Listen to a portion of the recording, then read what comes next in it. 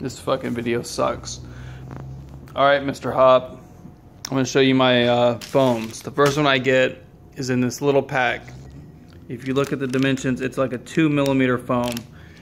It's a really, really thin, right? You can buy that in a big pack of like 12, or you can buy them individually at your hobby stores. The second one is another hobby foam, and it's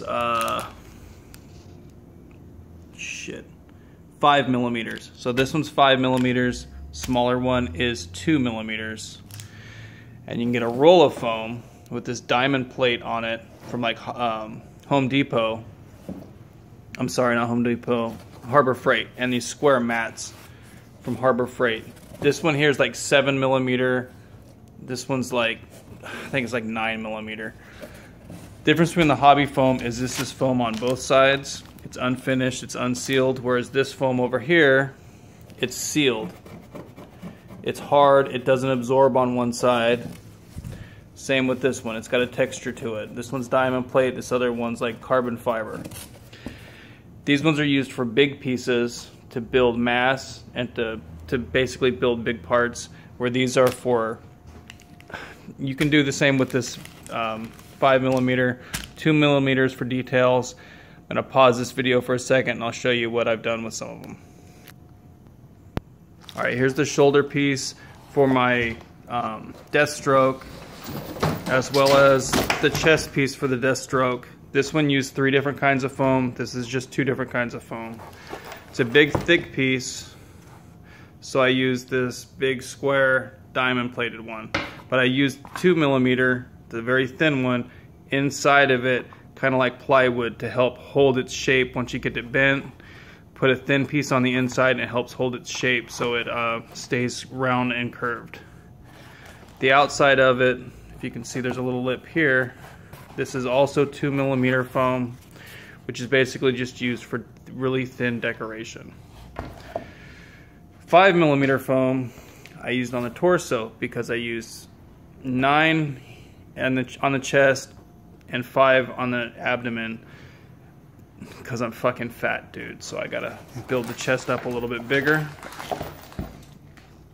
And on the inside, to help hold the curve, I used 5mm too, to give it a little bit more thickness, opposed to the bottom. I just used another layer of fucking 2mm foam to hold the shape, which is curved a little bit. You can see it there, and it helps hold the shape. Where I used the 5mm for, fuck, this margarita's fucking killing me, for a detail here. So I used 3 different kinds of foams on this one. I used different thickness, 2mm here, 5mm here. I don't really use the 7mm unless it's for something really large, like the leg piece. So I used the leg piece with that foam because I needed a really big, consistent, large piece of foam. All the out decoration pieces are 2mm. Inside, I use 2mm here also to help keep the curve. So once you layer it, you can kind of over curve it, put another layer underneath or over the top, and then when you let go, it kind of expands out. So you overdo it, and then it kind of relaxes a little bit, so it holds its shape after. So over curve it, layer it, and then it'll relax and keep its good shape. Hold on, I'm gonna pause it again. All right, it's back. Both the helmets, the base of them is made out of 5mm foam. So as you see, it's kind of got a little bit of thickness to it. And there's no texture on the inside. The reason I did that is because the texture it kind of causes it to retake the shape that it was in when you bought it out of the package. So if I used this foam, it would naturally want to curve back out. So I would have things lipping out constantly. Whereas the square one, it would want to retake its flat shape. Plus, those are a little bit thicker, and I didn't want too thick for either of the helmets that I made. So this one is just one type of foam. Whereas the Captain America one that I did, I'm sorry, US Agent, fucking motherfucker. It's 5mm foam, but I used the 2mm as the details around the outside. And I know it don't look that great, but whatever. So I layered multiple layers, 2mm foam over it. So if you want something that will hold its shape pretty well, use the 5mm foam. Excuse me. If you were to do something, say like the '89 Batman chest piece, I would use the 7mm foam, because you're gonna have a larger piece, large, consistent, it'll cover your whole chest, and you can contour it. I'll send you a link to a guy that shows how to do it.